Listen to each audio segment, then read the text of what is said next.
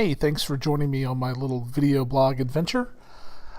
First out of the gate today, we've got probably 4 or 5 stories, nothing serious. The first one is the Benghazi story that's just not going to go away. I'm kind of glad to see the media not brushing this under the rug like the Obama administration wants.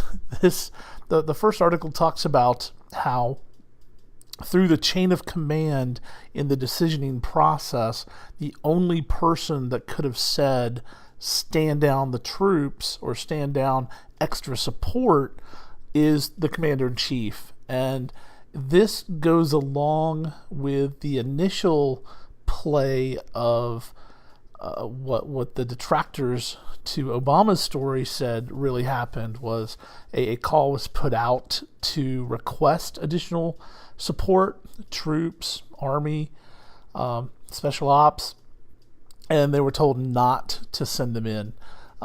They said, no, we don't have a clear, coherent path. We don't know exactly what's going on.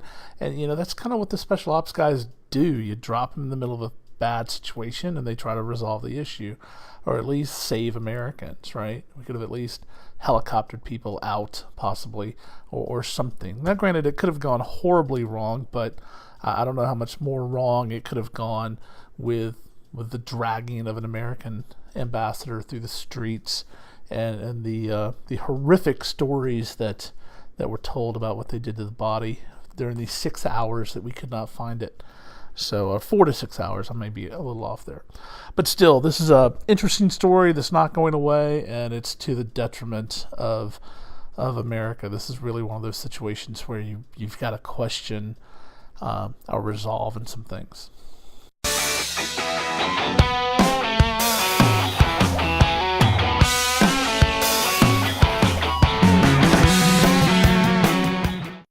And the second article tonight comes out of South Carolina from the Democrat or head of the Democratic Party in South Carolina, who earlier this week said that they want to send Nikki Haley back to wherever the hell she came from.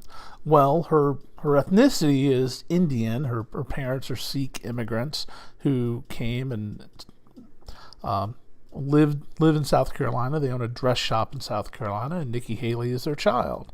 And she is of Indian descent. And so when they said send her back to wherever the hell she came from, it pretty offensive, right? So they get this guy on TV to sort of explain what he meant.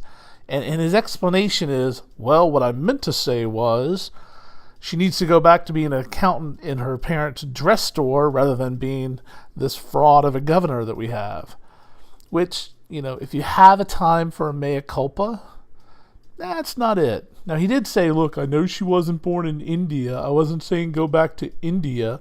Well, dude, you just sound like a bigger moron. Apologize for the statement. Say that you misspoke. Say that, hey, you know what? As a job, I speak into a microphone a lot of times during my day and month, and at some point in time, I'm going to say something relatively stupid. Governor Haley, I apologize if that was taken wrong. It wasn't intended to be any sort of statement like it sounded. It came out wrong, and my apologies. What I meant to say was I want her to go back to her old job because I don't want her to have this one. End of story. That's all he had to say. But instead, he makes it worse. He comes across as and a little more ignorant than he started off at the beginning because he kept saying bad things. And sometimes when you just keep repeating ignorance, that's when your reputation kind of takes a ding. He had a chance to fix it and he didn't.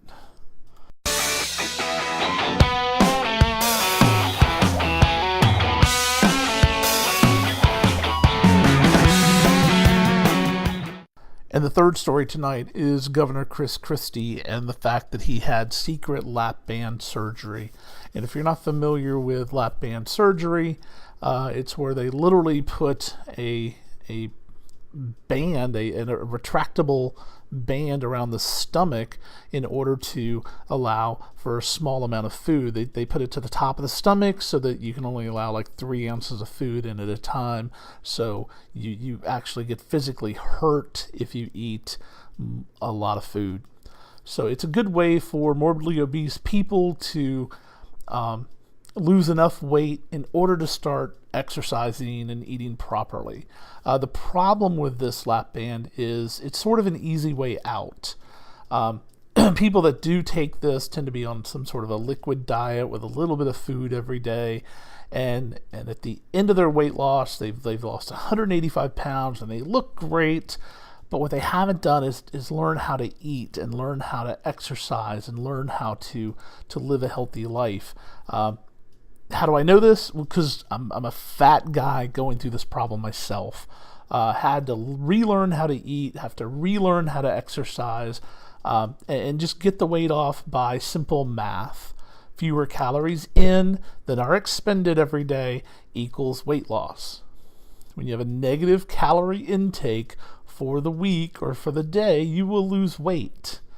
I understand Christie is in a position, his job's probably a little more stressful than mine. He has a little less private time to himself, but I think he really lost an opportunity to put it out on the forefront.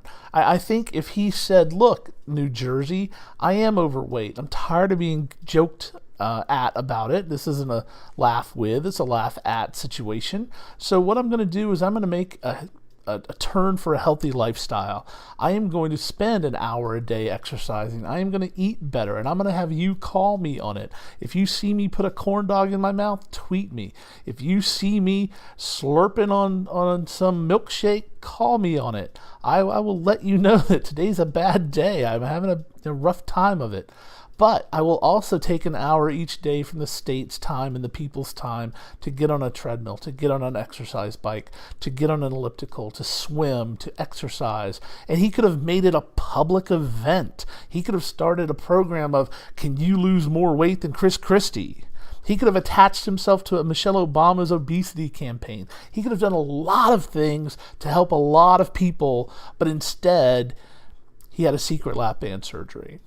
Let me tell you one thing, Mr. Christie, Governor Christie. People have dysfunctions in their life, but the one dysfunction that you can't hide is a food dysfunction. When you have a food dysfunction, you either extremely thin with some sort of anorexia, bulimia, or you're extremely overweight.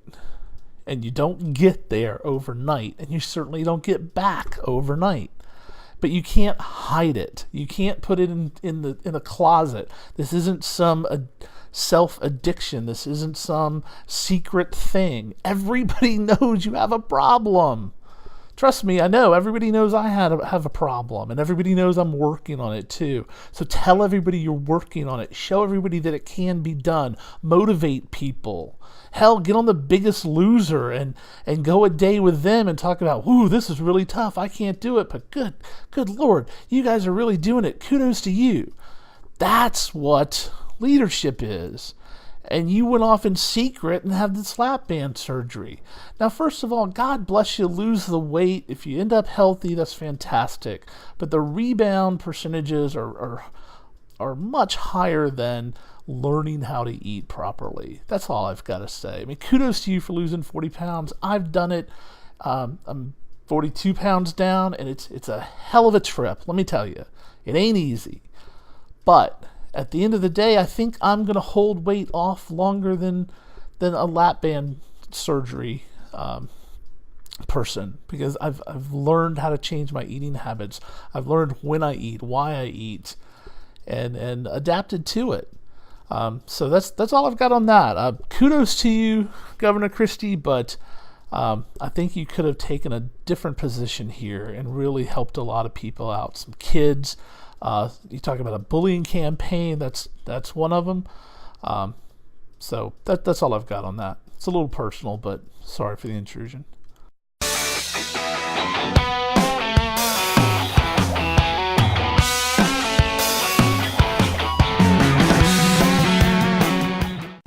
Hey, this is the next story for tonight. This one's kind of funny. It's from the Atlantic Wire. It details a CNN story where Nancy Grace and this reporter Ashley Banfield are in a split-screen interview, supposedly the impression is it's miles apart. The impression is this is satellite technology. Miss Banfield's on one area of the world. Miss Grace is on another. They're talking to each other. And Nancy Grace actually does the hand up to the ear thing, where she's having a hard time hearing this person. And the reason she's having a hard time hearing this person is because the same bus is passing behind them at the same time. They're in the same frickin' parking lot. This is just a ruse from CNN to make it look like they're distant. And they could have literally been sitting next to each other.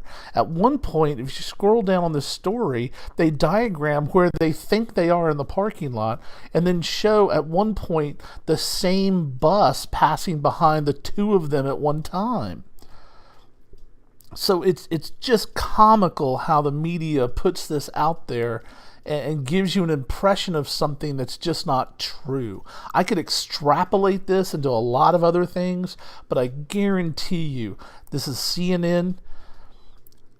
I could tell the same story about Fox. I could tell the same story about MSNBC, about CBS, about any other news organization out there. They all do this garbage where they try to trick you into something, or they try to put up this visual to show you that it might be a little different than what it is. Don't buy the lie. Find your own sources to give you the news. But this crap, this is all theater.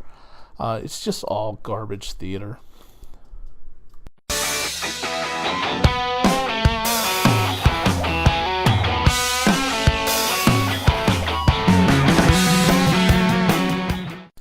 And lastly tonight, or in the morning if you're listening to this over a cup of coffee, is South Carolina elected their ex-governor in a House race last night or Tuesday night.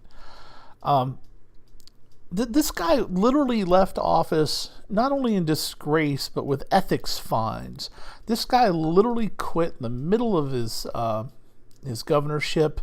He disappeared for 5 days while governor, lied to his staff. They thought he was hiking the Appalachian Trail when he was down in Argentina with his mistress, where he left his wife and 4 sons. This was a big scandal. I mean, they thought he was mentally off when he did this. They were questioning his sanity, literally, when this happened. So he turns around, runs for office, is disgraced while running for the House seat because he kept breaking into his ex-wife's house for innocuous reasons, like to spend time with his kids. I totally get that. But he was violating court orders to do so. You can't do that, Mr. Sanford. So with all that stuff, the GOP cut money off and said, we no longer support or endorse this guy. Well, he picked up some endorsements. How Rand Paul endorsed this guy, I'll never know. This guy's just a political hack, in my opinion. And he won. He beat Stephen Colbert's sister, who was running as a Democrat. It's a staunchly Republican seat. Any Republican probably would have won it. But my God, why do you put this guy up? Why do you even consider this guy for the ballot? And here's the reason why he ran, and I'll be perfectly honest with everybody. He ran because he doesn't know how to do anything else. He's a political hack. He can't operate in the real world. He can't get a job. Hell, he couldn't even write a book about his governorship because it ended so terribly. So he couldn't even go on the speaker circuit. He couldn't be governor emeritus. He couldn't be a political consultant. Nobody would hire him. So the only job he had was to get back in politics. These guys need to go away. These politicians who are just nothing but career politicians and hacks at that. He doesn't have an issue to stand on. He's not running for a cause. He's just running to represent. He's running to run is what he's doing. Because the second you become a House rep, you've got to run again and elect and raise money and run for election and raise money and raise money. Oh, by the way, raise money. All this guy knows how to do is run for office and hold office. It's not like he was transforming South Carolina when he was governor. It's not like he's got any great ideas that beat the great ideas of the Democrat. This guy runs because that's the only thing he knows how to do. His survival technique is like that of a shark. If I quit running for office, I die. Well, just let him politically pass away quietly. You can't elect this guy again. He doesn't have the backing of the GOP. I don't even know why they're going to let him caucus in the House. I would not let him caucus. I'd let him caucus for the independents. GOP pulled their money, and now he's the quote Republican representative. Well, not really. He's just the representative. He's got no joy in the GOP right now. So congratulations, South Carolina. You elected a hack.